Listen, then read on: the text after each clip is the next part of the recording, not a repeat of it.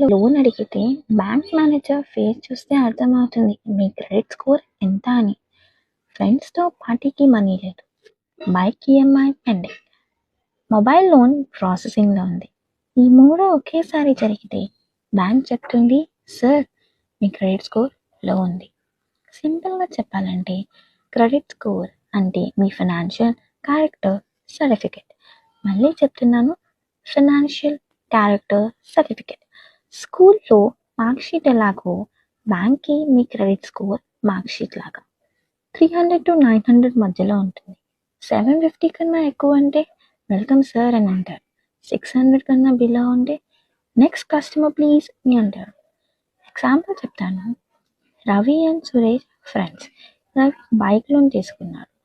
Suresh ఈఎంఐని every month pay చేస్తూ ఉంటాడు. Ravi bike loan తీసుకున్న తర్వాత ఎవ్రీ మంత్ టైంకి ఈఎంఐ కడతాడు.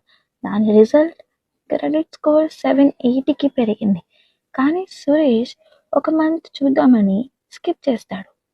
Result credit score gone case.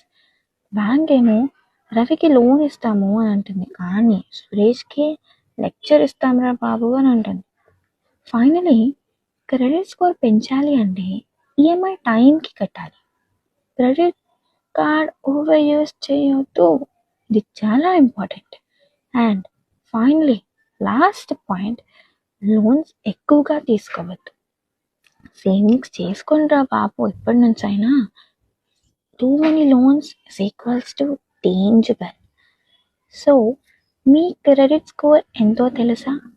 తెలిస్తే కామెంట్స్లో చెప్పండి, షేర్ చేయండి. ఎవరైతే లోన్ ఈజీరా అని అంటారో ఫాలో కూడా చేయండి.